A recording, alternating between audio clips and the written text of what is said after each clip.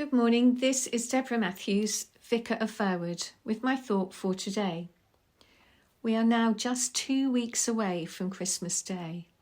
I'm sure I don't need to remind you of that, as we have plenty of countdowns to remind us, whether it's opening Advent calendar windows for the treats inside, or looking anxiously at the calendar as we see how few days we have left to order food, buy and wrap presents, and post our Christmas cards. I've been trying to work out the best time to post cards in the midst of this postal strike, and getting hold of a turkey also seems to be the most difficult thing this year. Every year the time for preparation seems to go by faster than ever, although that's probably because I'm getting older and everything takes me lots longer. But the sense of excitement that grows during December among the children is wonderful to see, and I can just about remember that. But this time of year can also be a stress and a burden on those responsible for finding the money to pay for it and for getting everything done in time. Adding to the pressure is the tantalising scenes that we see in the adverts on television or in magazines of perfect-looking Christmas tables full of beautiful food and decorations, and we watch Christmas movies promising us a perfect day with family and friends and carol singing around the piano. It is a lovely, idealised version of the day, perhaps one that we can try to aspire to, but one that few of us can actually attain. This adds to the pressure as all of our efforts never quite match up to the wonderful vision we have in mind. But if we think about the reality of the Nativity, we recognise that it has never been the idyllic scene in the Christmas cards either.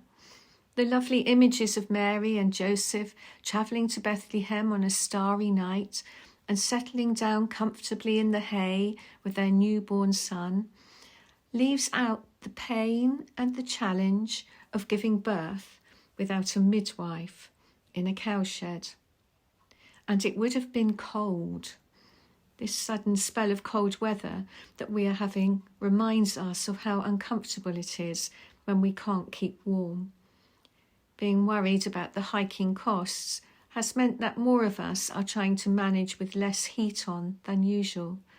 But it is important, particularly as we get older and don't move around as much, that we are warm enough to keep well.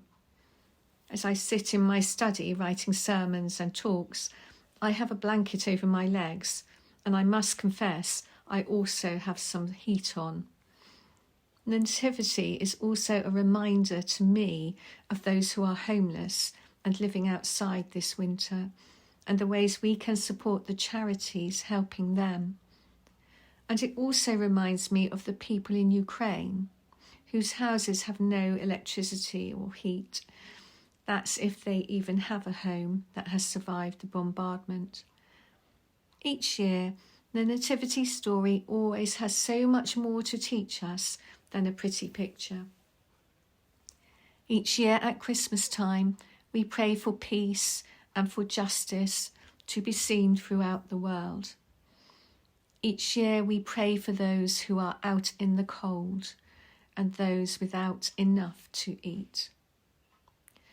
This third Sunday of Advent is called Gaudete, which means rejoice, and that points to the birth of Jesus, Emmanuel, God with us.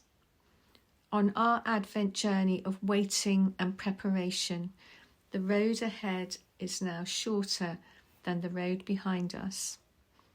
And there is cause for joy, but we still wait with patient faith, looking forward to the time when peace and justice will be seen throughout the world. As we rush around getting everything done, as we write our cards and wrap our presents, we pray for some moments of stillness and calm in the midst of all the busyness. And we pray that God will help us to let go of the stress and the pressures we put upon ourselves, giving us space to welcome his love into our lives once more. God bless you at this busy time in these weeks leading up to Christmas. May you find his peace in your hearts.